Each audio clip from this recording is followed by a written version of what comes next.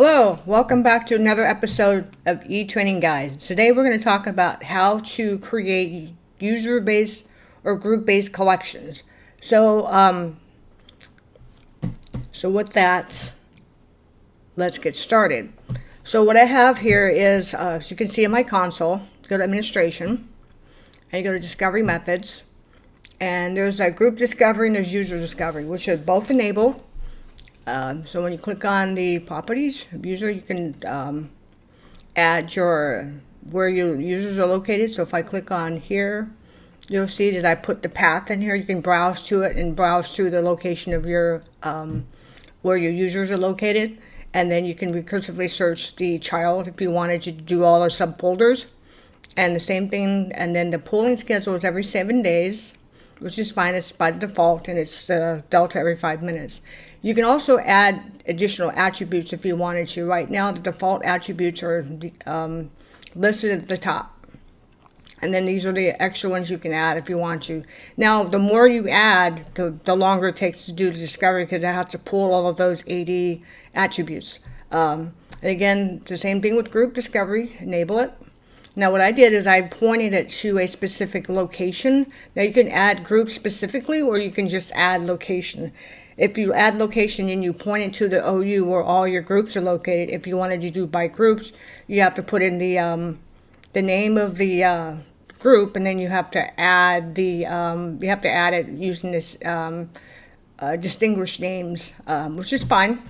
So either way, you add it, turn that on. But I did by location, so I pointed it to the OU to where all my groups are located. And so once that's done, and you run the discovery. And when you go into users and you go to all user groups, you can see all the groups that I have in SCCM. So I discovered all of these. Again, depending on how many groups you have in your environment, it's going to be listed here. And the same thing for all your users and groups. So it has everything there. Those are default collections. So these three are default baselines. So now I want to create a group. Let's say I want to create a group of users that have purchased Adobe Acrobat, let's say, and you want to make sure that that Adobe Acrobat is deployed to those machines or available to them so they can then download it. So there's probably going to be some process you have in place. So what I'm going to do is I'm going to show you how to create a user-based group, user-based collection based on Active Directory, for example, where you can do a direct collection. So if I want to do, so let's do that. Let's go into my domain controller, and I'm just going to call it. I'm just going to call it Adobe Acrobat users, for example. And I'm just going to dump a couple people in there, just so you can see how this works. So users and computers. So I'm going to create a group. Now this is just an example of, one of the ways that you can manage, Active Directory groups and how to manage certain things. So I'm going to go ahead and create a new group. And I'm just going to call it Adobe Users. That's fine, I'll call it Global. All right, so now what I'm going to do is I'm going to add members. I'm going to call it Image. I'm just going to Image Admin, and then I'm going to add Patch Admin. I'm just adding a couple people. And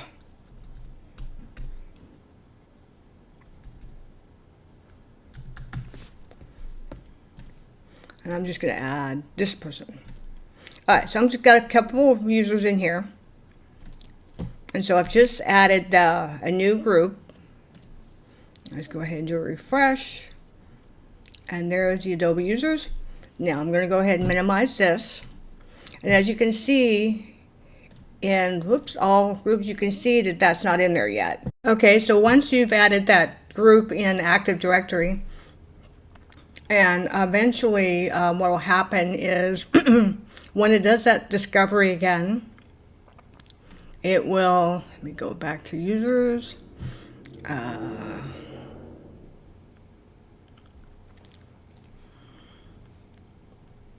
Device collections. User collections right here. Now I did create, now when you see all users groups, you'll see initially there were 7, and then when it did the next discovery, you'll see that there's 8 in there. So if I double click on this, you'll see the Adobe users are now been discovered. So then when you click on users, now what I did was I created a all users, Adobe users. Now what I did is I use it based on, because you want it to be dynamic.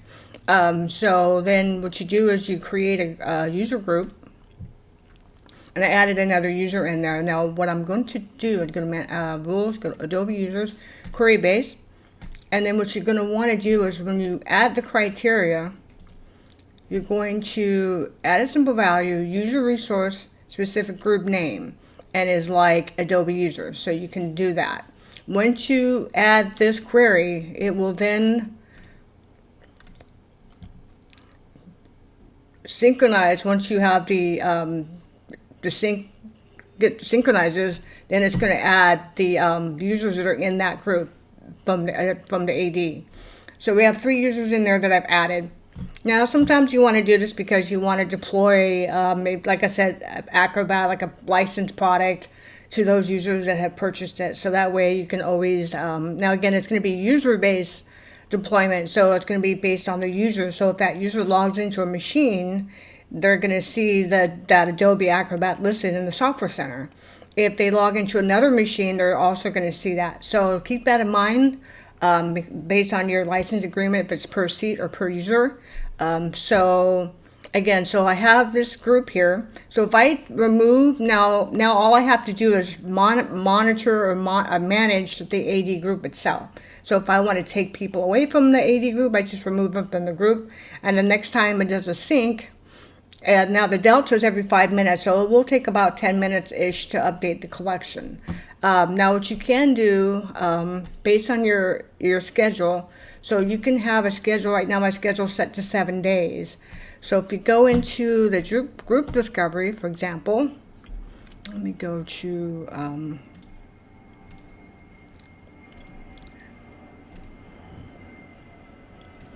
so right now this is set to 7 days. By default, it's set that way. Now you can change the discovery, to be a schedule every day, so that it more, depending on your environment, sometimes you might want to do 3 days, so that, again, the discovery is every 5 minutes. So in about 5-10 minutes, it should update the group anyways. But again, it's up to you how you want to do the schedule.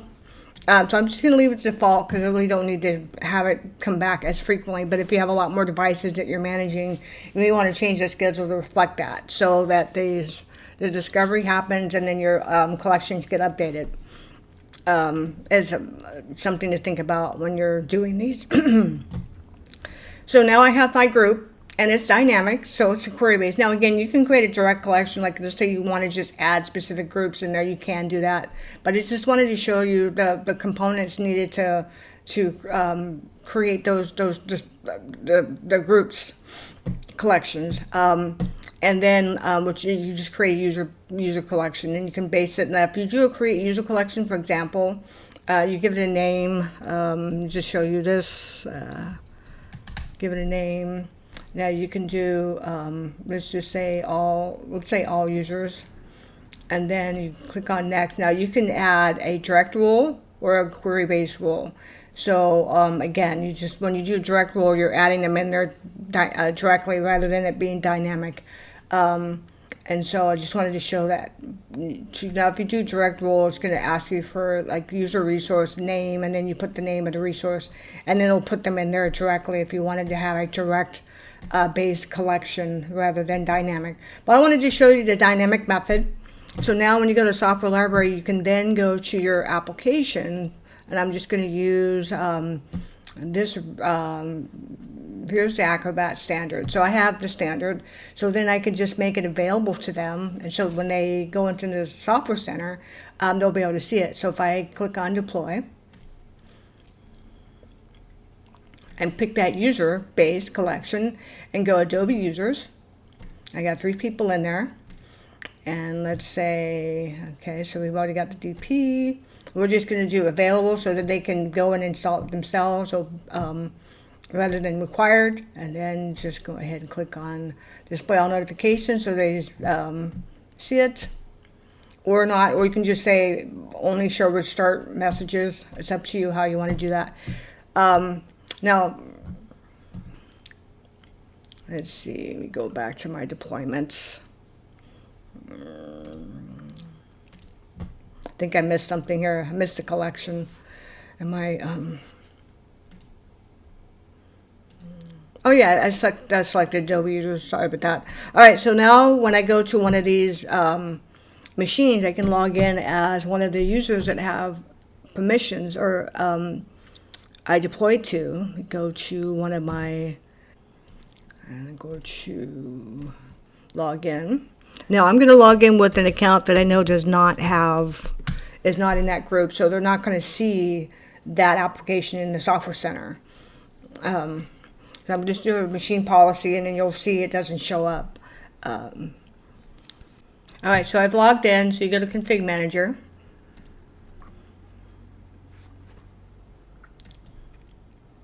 There we go.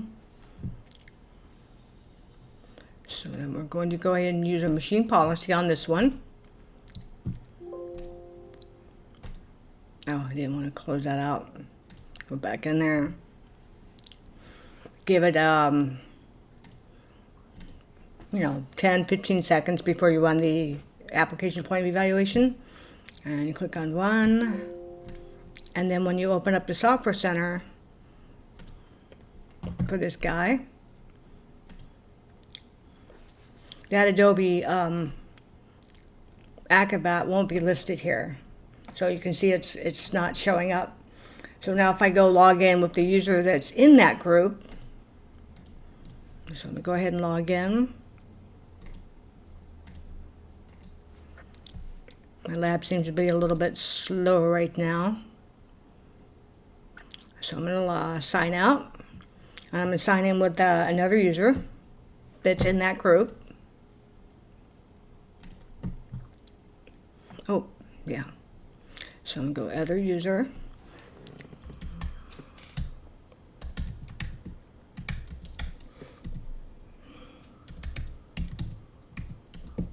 Now again, I just picked a couple of accounts. So I just picked a couple of accounts just to show you how this works.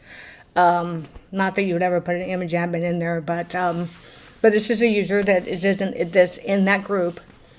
So once I log in, I'm going to do a machine policy. There it is. I'm going to bring this up.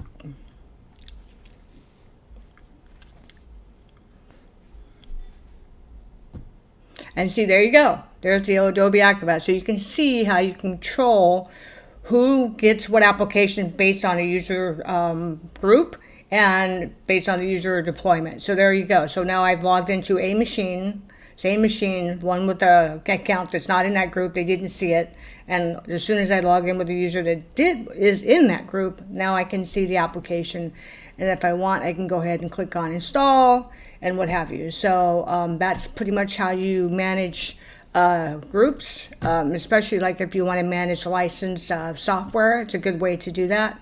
If you want to make it based on a user versus a device collection. Again, so that's basically it. Whether it's based on a group or based on a user, it's pretty straightforward. Again, if you have any questions, let me know in the comment section below. If you liked this video and it was helpful, give this video a thumbs up. Consider subscribing if this was helpful. I'm going to be creating some more content around some more 1910 features. We're going to start getting into the cloud management gateway, Mac management, some more reporting. So there's going to be a lot more stuff coming. And I think I may do like a question and answer video. So like if you guys have questions, rather than trying to do a whole video on just that question, if it makes sense to do a whole video, or I'll just do like a demo of some questions or answer those questions. So let me know if you'd like to see that. Again, thanks for watching and have a great day. Thank you. Bye-bye.